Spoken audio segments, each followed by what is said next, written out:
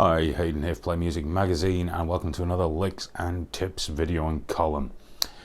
Before we get going, if you want the tab and the full column and everything else for this lesson, please visit www.PlayMusicPickup.co.uk and click on our free online digital magazine.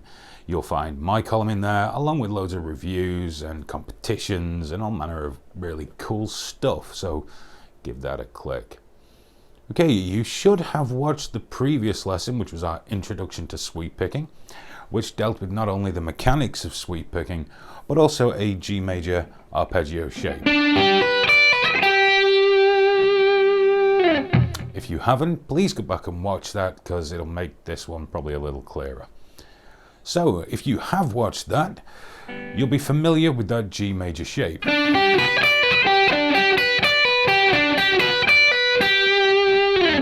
Now in this lesson we're going to be introducing a minor shape so that we can navigate the different arpeggios in the key of G major between G and E. So the minor shape is remarkably easy. It's like the major shape except you flatten one note. So if we have G major, that would be the 7th fret on the G string, the 8th fret on the B, 7th fret on the high E, 10th fret on the high E.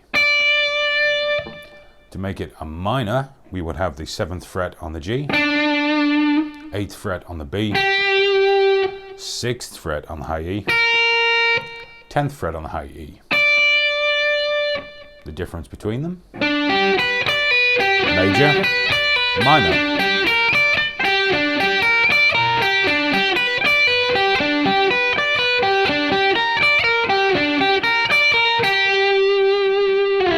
Now before we go gallivanting through the other arpeggios that are there, try and get that under your fingers, that change between the major shape and the minor shape.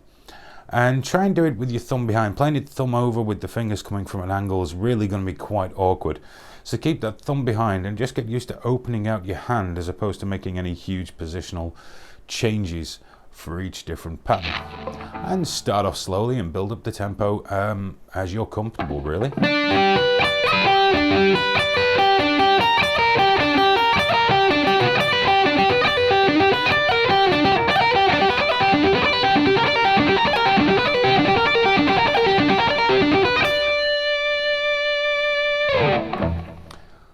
Once you're relatively comfortable with that, I guess there is a little bit of theory involved in how we're going to navigate through the G major scale. On the screen now are the notes of a G major scale, or a G Ionian mode. You'll see it's G, A, B, C, D, E, F sharp and G. For the purposes of this particular run we're going to have the G, A, B, C, D and E. We're going to leave off the F sharp, which is the diminished chord for this lesson. We will probably take a look at diminished arpeggios in a later lesson though, because they're pretty cool. Now ideally you'll know which of the chords in that scale are major and which are minor. It runs something like this: major, minor, minor, major, major, minor, diminished. And that represents each note of the scale and the chords you'd build from that.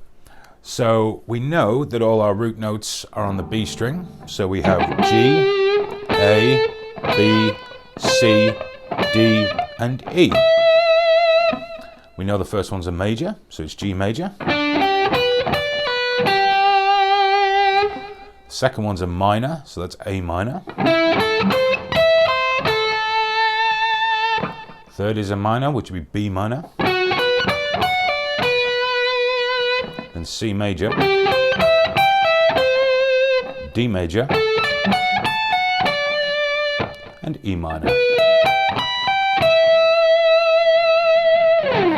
Start off slowly and just try and get that pattern under your fingers from the G major to the E minor.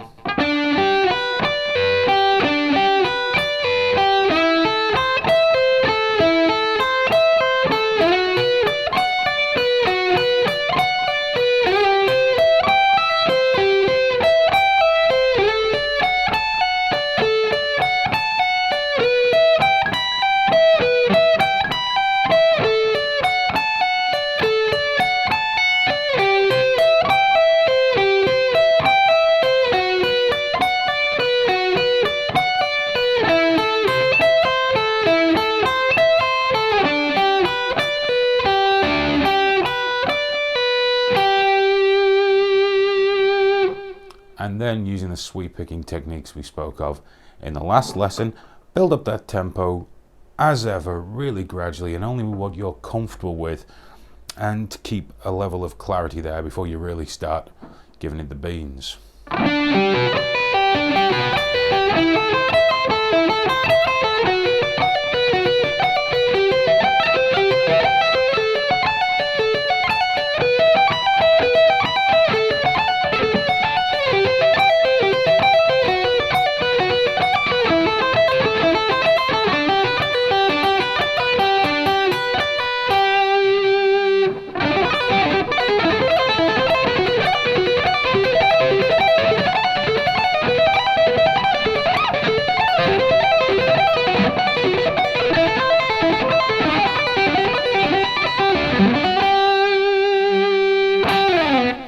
Sort of like that, but without the mistakes.